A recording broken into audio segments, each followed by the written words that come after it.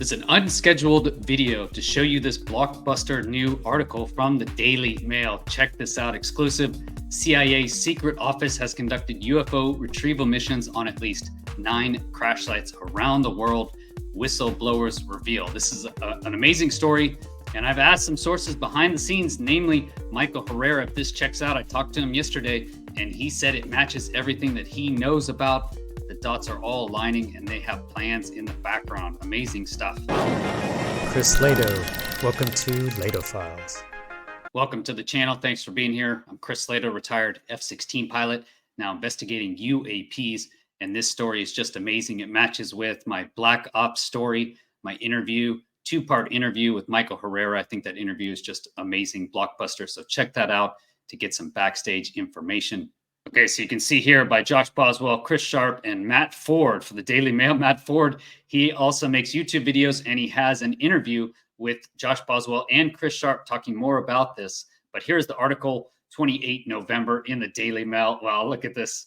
What an amazing headline. Exclusive. Okay, so they have 3 sources. They're anonymous sources. I've seen a lot of comments about these being anonymous sources. Anon doesn't push anything. It's not evidence. I remind everyone that witness testimony does count as evidence in a court of law. So here we go. This is what they say. The Office of Global Access, a wing of the CIA, has played a central role in collecting alien spacecraft since 2003. So 20 years this office has been going. Sources tell dailymail.com. If that's 20 years, then based off what Michael Herrera said, he said they get 2 to 3 captures per year. At 2 to 3 captures per year since 2003, that would be 40 to 60 craft. And this says at 9 crash sites around the world.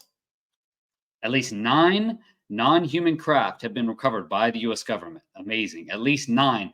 And this number 9 is so suspicious, right? Because it matches exactly to what Bob Lazar said. He said they had 9 craft, okay? But that was back in 1989. And they already had it. Some wrecked from a crash and 2 completely intact. So some of them are wrecked.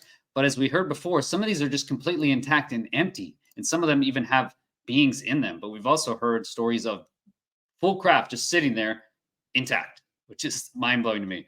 The CIA has a system in place that can discern UFOs while they're still cloaked. Look at that. This is from the source, one of the sources. And special military units are sent to salvage the wreckage, sources said. So those special military units, I show how that works in Black Ops. Okay. My last assignment in the Air Force was actually instructing combat search and rescue, where behind enemy lines, you would have to go into enemy territory, secure the crash site, locate the survivors, get in contact with them, and now pick them up, normally using helicopters, whatever rescue vehicle you have. But essentially, you're going into enemy land and bringing out stuff. You don't want the enemy to know, but if they do find out, then you have to fight sometimes, right? That's combat search and rescue. I think this would be a branch of combat search and rescue. It's going to be part of that. The same people that are experts in search and rescue, saving people, are the same people that are going to go and recover these crashed materials. A secretive CIA office has been coordinating the retrieval of crashed UFOs around the world for decades, multiple sources told dailymail.com. So decades, is that since 2003? Because supposedly the crash retrieval program has been going on since the 40s. According to Mike Herrera, it's been going on since then. One source said that at least 9 apparent non-human craft have been recovered by the U.S. government, some wrecked from a crash, 2 completely intact. 3 sources briefed on those alleged top-secret operations. So these are the sources, and they're briefed on it. Do they have direct knowledge? We're not sure.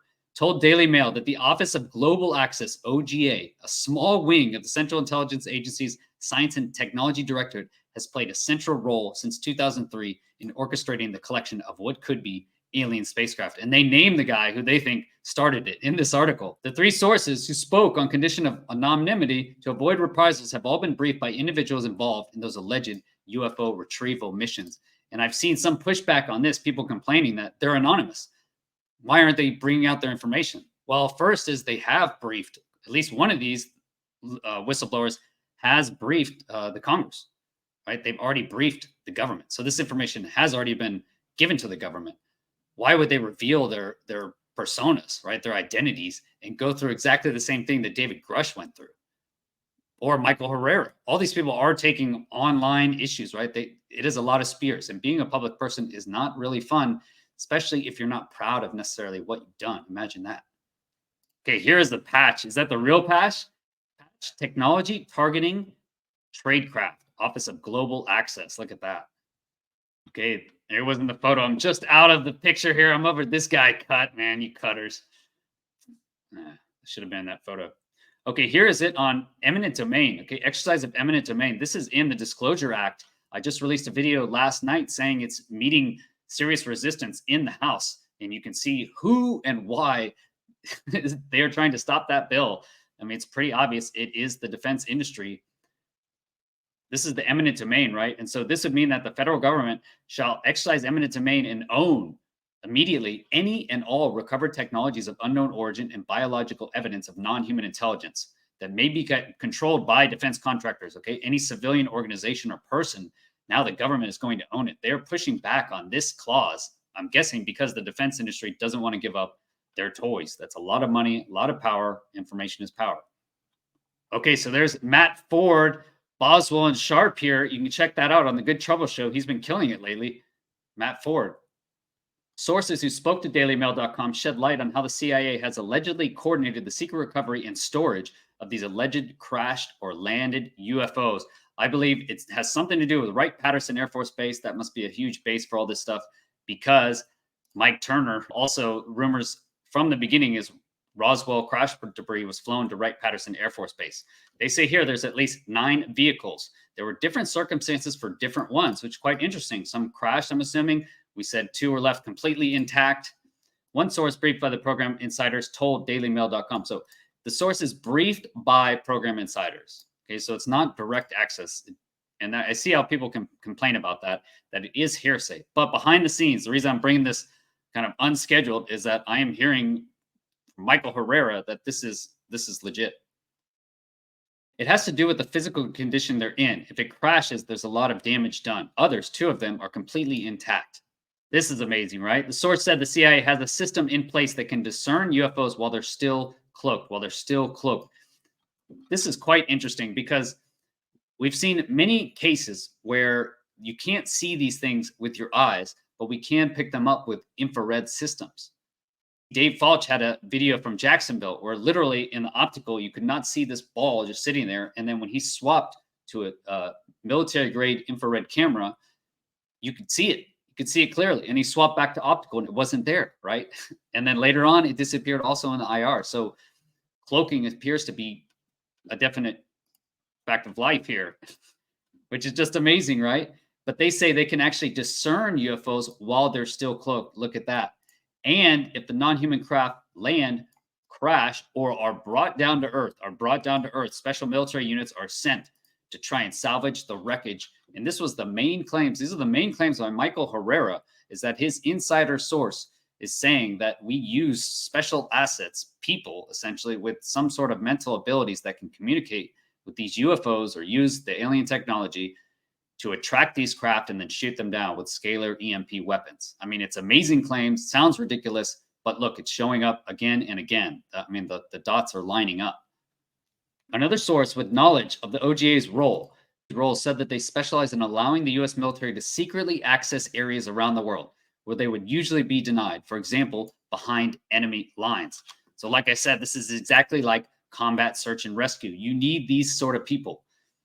They use non-government agencies, they use government agencies, they use the military, they use whatever it takes to gain access behind enemy lines and retrieve, normally good guys, right, are people. But in this case, you can use that same system to retrieve these sort of materials, these sort of advanced materials and craft. And a Navy SEAL in this article says that they've done this all the time. They've gotten advanced weapons, enemy weapons. If you imagine a fancy enemy drone system or classified aircraft crashes in a certain location, we could get our systems there, right? We get our people there and capture some crashed Russian or Chinese aircraft or system. I mean, think how valuable that would be. That's what this program does.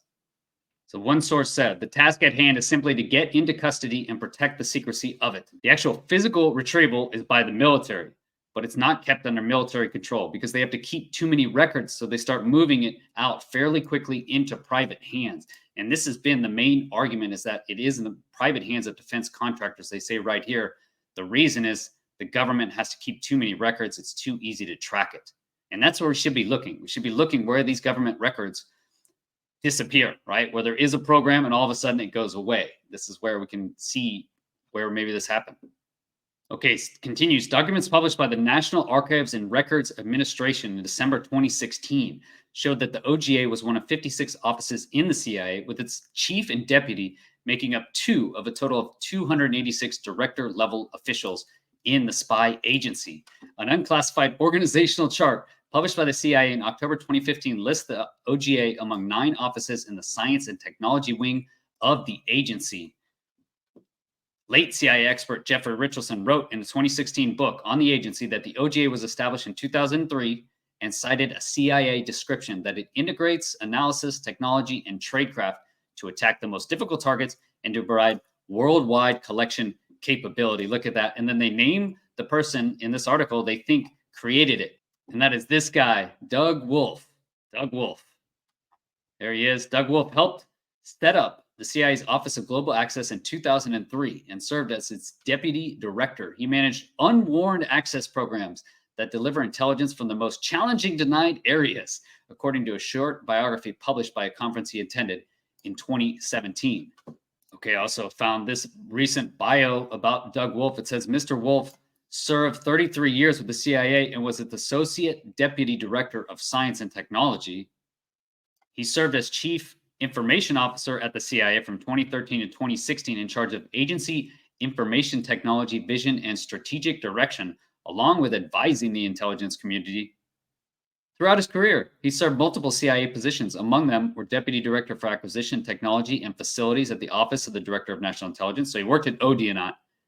Deputy Director of the Office of Global Access and Program Manager overseeing, and this is interesting, the end-to-end system acquisition of an innovative new source and method for the intelligence community. Well, look at that, man. Look at this statement, right? Deputy Director of the Office of Global Access, that's the program, the CIA program, and Program Manager overseeing the end-to-end system acquisition of an innovative new source and method for the intelligence community. I wonder what that acquisition of an innovative new source and method for the intelligence community could be. I wonder. Yeah, so according to his Aerospace Conference 2017, he helped start the Office of Global Access. So basically started it and was the deputy director. That's that creepy quote, right? Was responsible for leading and managing strategic unwarned access programs. Unwarned. That seems like such a really creepy military industrial complex word, right? Unwarned. Okay. Okay, 2 sources now. So we go 2 sources told Daily Mail that the OGA coordinates with special ops forces such as SEAL teams or Delta Force under the Pentagon's Joint Special Operations Command. Yep, I mentioned this in my Black Ops story. Sounds just like it. Or nuclear weapons experts such as the Nuclear Emergency Support Team. The Department of Energy is definitely involved. All of this is hidden under secret nuclear laws because it does give off radiation, right? So now they can put it under nuclear laws.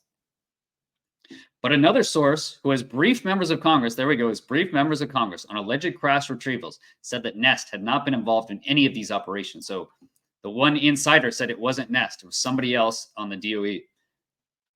In a written statement, a JSOC spokesperson told dailymail.com, "We have nothing for you on this." Yep, we understand. Lips are sealed. A former SEAL member told Daily Mail that they have been on operations coordinated by the CIA to retrieve high-value stray enemy weapon systems. One source said that the Air Force Special Operations Command's 24th Special Tactics Squadron, based at Pope Field Army Air Base in North Carolina, has also been involved in securing areas for UFO crash retrieval. So they named the Air Force Special Operations Command's 24th Special Tactics Squadron. Look at that. Interesting. Sources said the CIA then often hands the wreckage or material over to private aerospace contractors for analysis, where it is not subject to rigorous government audits and can be shielded with protections for trade secrets. Look at that. The CIA is the portfolio manager or owner of the UAP crash retrieval operation. One source who has shared their information with Congress told dailymail.com. So that is the source. He's already briefed Congress. Is that guy lying or not? That is the big question. The Department of Energy, national labs are materials analysis contractors whenever recovered radioisotopes are involved, but not always just radioisotope material. So anything that gives off radiation can be considered a nuclear asset. That's what David Grush said, is that they just hide it under that. The aerospace defense industry are also contractors that specifically do not handle any recovered radioisotopes, but they handle the other non-radioactive material and intact craft. I mean, this is crazy, guys. We're talking about intact alien craft. This is interesting. Multiple sources said that many of the people involved in these programs may not even realize they are dealing with non-human craft due to the intense security and compartmentalization of information in such top secret programs. If you can imagine, guys, this is at the level of nuclear weapons. Okay, the article then talks about David Grush's interview on Rogan. I have a full breakdown on that. I go through every single note he talked about in a video. You can check that out. You can see here, Director, Office of Global Access in the Department of Science and Technology. So they have two here. So it's a small office, right? One of many. Medical Services, Office of Security, Counterintelligence, Mission Center, Executive Managers. Okay. But it's one of 56 offices. There it is, Science and Technology first. They listed it first as a directorate, Office of Global Access. And that's not in spelling. I wonder why they put that first. Interesting. Does that make a difference? What else is there? Science and Technology. Mission Resources, Space Reconnaissance, Special Activities, Technical Collection, Technical Intelligence, Critical Development, Office of Technical Readiness, Office of Technical Service. This just sounds like where you would put all your secret UAP stuff, right? In Science and Technology, CIA division, man. So sketchy. Okay, the article then mentions Senate Intelligence Committee ranking member Marco Rubio earlier this year told news station he had spoken to some of these firsthand program insiders. He said they were scared. They were worried about reprisals, fearful for their clearances, for their jobs, for their career. Some of them fearful of harm coming to them. David Grush mentions this in his Joe Rogan interview as well, that he brought a lot of the biologics, people that actually ran the biologics program. And once they spoke to the Senate, when they came to Congress, that's when you started seeing all these changes, all this legislation. Most of these people at some point, or maybe even currently, have held very high clearances and high positions within our government. This means they have access. This is how they gain all the access. They have people that are high up. The new Schumer legislation requires all government agencies through that eminent domain to turn over evidence of any recovered technologies of unknown origin and biological evidence of non-human intelligence to a panel of experts. They're trying to make this a civilian panel. Sounds like a lot of the pushback is don't make it civilian, make it government, who can then choose to make the information public. We don't want to make that public, give away all of our information. But the American public has a right to learn about technologies of unknown origins, non-human intelligence, and unexplainable phenomena. Yeah, no shit, man, no shit. Yes, we do. And I've said before, this is a literal crime against humanity that is going to come back to bite every one of you, every one of these people that are still hiding the secret. Congressman Eric Burlison, part of an informal caucus of lawmakers campaigning for greater transparency on UFOs, told DailyMail.com that the source's claims gave him and his colleagues a lead to follow in their investigation. So they are going after Office of Global Affairs, right? No one was telling them anything. These are the kind of specific programs we've been trying to get the names of. There you go. He wants names of programs and people. He said it's been so difficult because we can't get that information with specifics from Grush or from the intelligence community inspector general. The reason is it's under an active investigation. Of course, the people that are hiding this, they know how this stuff works, man. If it's under an investigation, they can't share it. That sure limits it. But like he said, Burlison, I can't confirm it's true, but it certainly gives us a trail to follow. I think that if it does exist, even if they give us no information beyond that, I think we owe it to the world to disclose that. I think they definitely owe it to the world to expose it. It is a literal crime against humanity to keep all of the rest of us in the dark just so a few nations, organizations, global organizations, Office of Global Access, how sketchy is that, can get unhindered access to this type of material and then keep it secret. Not only that, they're lying and killing and doing evil things all around the world in the name of this. This is a crime against humans, against us, in the name of the states, just like we saw in the past, just like you've seen with slavery. Michael Herrera even mentioned that the people in these programs feel like slaves. They feel like slaves. They're all chipped, they're tracked, they can't leave, they can't talk about it, or they'll be harmed or killed, some sort of repercussions against them. They're treated well, yes, but they're treated well to do terrible things for the state. Now that they know, right, as it says in this article, a lot of people didn't even know this was for this crash material, right? They keep it severely compartmentalized. You're not going to let anyone near the actual goods. You're not going to let anyone near the nuclear reactor. Of course, you're going to keep that away. All you have to do is say it's nuclear materials. You go over there, you're going to get radiated. So interesting breakthrough. Will it make any difference? Let me know in the comments, whatever you guys think. Don't forget about the UAP idea contest. Tomorrow, November 30th, is the last day to post your videos. All you need in the title is hashtag UAPDSci, and you'll be entered in the contest. Someone's going to win $1,000 in ETH and $500 in ETH. We have 2 prizes, and hopefully we'll get a bunch of great ideas out there and motivate the community to try and find our own UAP evidence. Please share this video, get the information out, hit the share button. And then if you do like it, hit the like button. If you dislike it, hit the dislike button. That also helps. You can support the channel on patreon.com/Chris Lato or become a YouTube member here and get access to exclusive videos. It sounds like the government has been keeping it secret for the last 90 years, and they're fighting tooth and nail to keep it secret now. So it will take many years. Look at the JFK assassination records, right? Congress made that law in 1992, and here we are 31 years later, and we still don't have all the information, right? We still don't have access. So it's going to take a long time. It's going to be a slog, but it seems like we are getting some breakthroughs. And look out for a live video. If you want to ask live video questions to me or Richard Dolan, noted UAP investigator for decades. He will be on the show. We'll be talking about this Office of Global Access and the recent Schumer bill on Friday, 6 p.m. Eastern. So don't miss it. We'll see you then. Have a great day. Peace.